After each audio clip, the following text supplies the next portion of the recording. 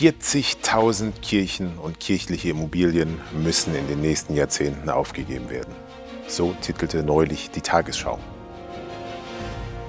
40.000 Kirchen.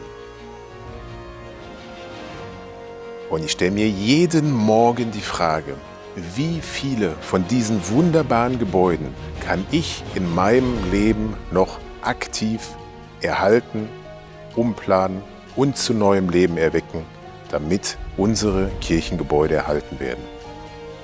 Ich bin jetzt 45 Jahre alt. Gehen wir davon aus, bis 85 ist realistisch. Das sind 40 Jahre.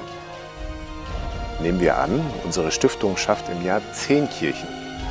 Dann sind das 400. Wow. Hier hat im Prinzip alles angefangen. Wir sind in Remscheid in der Kirche am Engelsberg. Die Kirche hat 20 Jahre leer gestanden, bevor wir sie jetzt umgenutzt haben. Das ist eine Kirche mit Gemeindezentrum in Hanglage. Der größte Teil der Anlage ist jetzt umgenutzt zu einer grandiosen Kita mit einem wunderbaren Außengelände. Und lediglich der Kirchraum wartet jetzt noch auf seine Umnutzung. Und wir freuen uns darauf, ihn mit der Teilung der Baugenehmigung endlich umnutzen zu können und die Kirche mit neuem Leben zu erfüllen.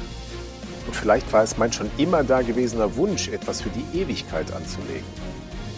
In jedem Fall haben wir pünktlich zu Weihnachten 2022 unsere Kirche Lebt Zukunft Stiftung errichtet.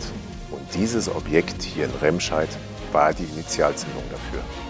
Schon als Kind tobte ich über die Kirchenbaustellen. Meine Mutter war Bauingenieurin im Kreiskirchenamt in Weimar und sie nahm uns überall mit hin in Thüringen auf die verschiedensten Baustellen. Und wir haben die verschiedensten Sachen gesehen, von der Grundsteinlegung für ein Gemeindezentrum über die Sanierung von einem Kirchturm bis hin zur feierlichen Wiedereröffnung von einer sanierten alten Kirche. Und am meisten hat mich immer diese Stimmung in diesen Kirchen beeindruckt, insbesondere dann natürlich diese Feierlichkeit bei der Wiedereröffnung von diesen eindrucksvollen Bauwerken. Was ist eigentlich das Problem? Die Kosten für den Immobilienerhalt und Unterhalt sind so krass gestiegen, dass die Gemeinden sich das schlicht und einfach nicht mehr leisten können. Auf der anderen Seite kommt ja auch immer weniger rein. Diese Kirche hier, seit 10 Jahren aufgegeben. Die Natur übernimmt, wenn sie nichts tun, und sie verlieren Geld. Viel Geld. 250.000 € in den letzten 10 Jahren für das hier. Tore, Türen zu, abgeschlossen, seitdem nichts mehr gemacht. Diese ehemals stolze Kirche ist nicht einmal in Vergessenheit geraten. Nein, viel schlimmer noch. Mitten, präsent in der öffentlichen Wahrnehmung steht diese Kirche in der Mitte der Straße und ist aufgegeben worden und hat an Relevanz verloren. Was noch schlimmer ist, die Kirchengemeinde zahlt seit 10 langen Jahren jedes Jahr 25.000 € für den Unterhalt. Woher kommt mein Interesse für den Erhalt der Kirchen? Vielleicht hat es mir schon mein Großvater Ingo in die Wiege gelegt. Mein Großvater Ingo, der in einer extrem kirchenfeindlichen Umgebung als Landesbischof von Thüringen sich für den Erhalt der Kirche und einzelner Kirchen eingesetzt hatte, sie vor dem blinden Zerstörungswut des Sozialismus bewahrt hat und Großartiges in seinem ganzen Leben geleistet hat. Meine Eltern haben mir oft erzählt, wie wichtig es für die Familie war, dass mein Großvater mich in meiner Heimatstadt Weimar in der Kirche St. Peter und Paul getauft hat. Und von daher ist es für mich ein Drama, so etwas zu sehen. Und ich setze alles daran, hier wieder neues Leben in die Kirche zu bringen. 10 lange Jahre erobert sich die Natur außen herum das Gelände zurück. Ein Graffiti folgt auf das nächste an der Kirchenwand.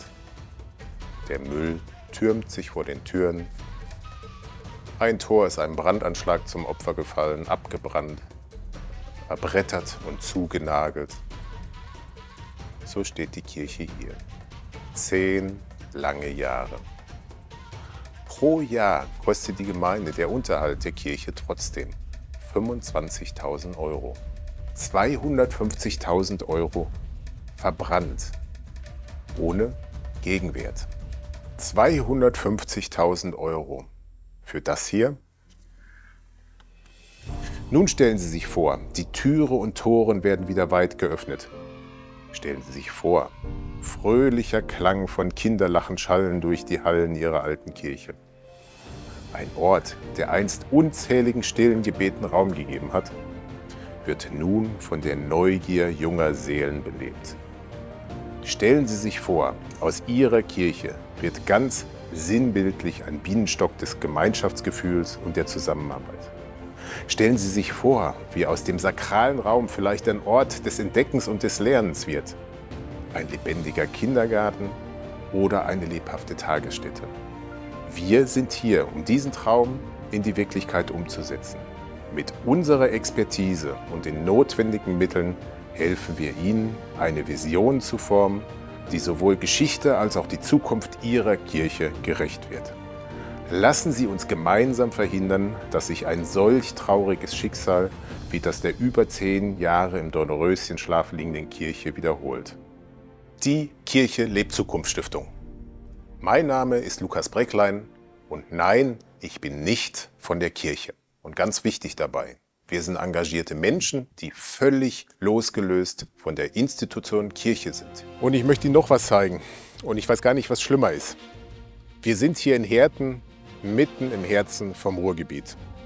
Bis vor wenigen Jahren stand hier noch die Lutherkirche. Und jetzt ein Discounter mit einem trostlosen Parkplatz. Und ganz egal, was Sie von Kirche halten, der Kirchturm ist Anker unserer Werte, fest verwurzelt in unserer Stadt, unserem Stadtteil. Und hier haben wir ein Beispiel, ein besonders trauriges, wie ich finde. Genau an der Stelle stand über 100 Jahre eine altehrwürdige Kirche. Und dann wurde sie verkauft, gewinn- und flächenmaximiert überplant, abgerissen und neu bebaut. Damit. Und dann, das Kapital hat sich übernommen, der Investor ist pleite, der Bauträger insolvent. Seitdem steht es seit 2 Jahren so und nichts passiert, keiner weiß, wie es weitergeht. Und das an einer Stelle, wo vorher eine altehrwürdige Kirche stand. Hätte Karl Marx sich das vorstellen können, dass es einmal so weit kommt, dass der Gewinn und das Kapital wichtiger werden als die jahrtausendalte Tradition unserer Religion, hätte er sich sicherlich im Grab herumgedreht.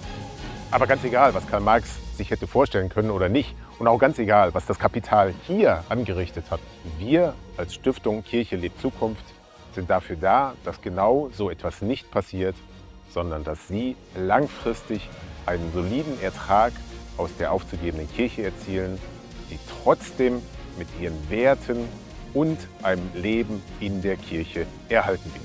Denn sind wir ganz ehrlich, erst wenn die letzte Kirche abgerissen ist, werden wir feststellen, dass unsere Identität nicht wiederherzustellen ist.